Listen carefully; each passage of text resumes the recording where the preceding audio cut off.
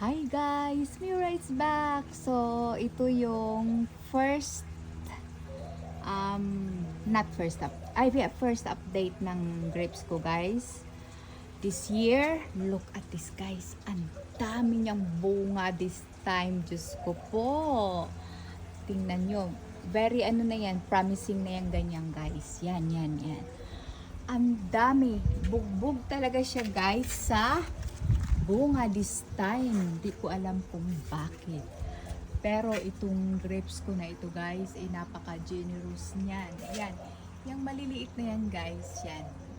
Ano yan, fruits yan. Magiging ano na yan. Yan. Baby pa lang sila guys. Baby pa lang sila. Pero this time, nako. 50. Estimation ko yan guys ha. 50 na ganito. Na ganyan. 50 na ganyan guys. As in talaga guys. Sobrang dami niya this time. Gusto talaga ang alaga ng asawa kong itong grapes na to guys. As in, bubog na naman siya.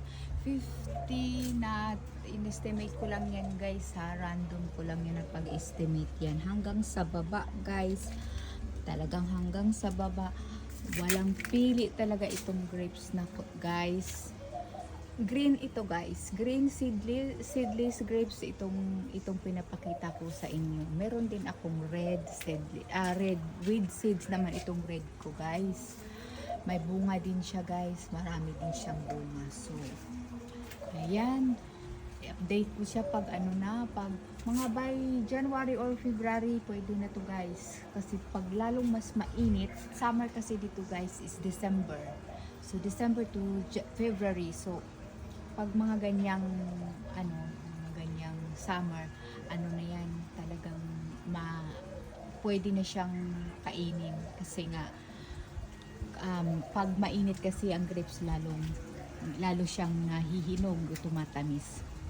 So yan siya guys. So ang happy ko naman kasi talagang bumalik talaga siya guys. So marami na naman akong mabibigyan nito ng mga friendster ko.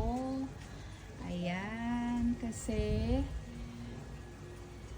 hindi ko yan maubos guys. At mas maganda ipamamahagi mo sa mga kaibigan mo, kakilala mo. Yung mga ani mo kasi caring is love at sharing is caring. Ganyan. Diba? Marami naman matutuwa nito guys. Kasi organic to guys. Wala tong hindi kami gumagamit ng ng mga pang spray. Hindi kami gumagamit ng pang spray guys. So ayan.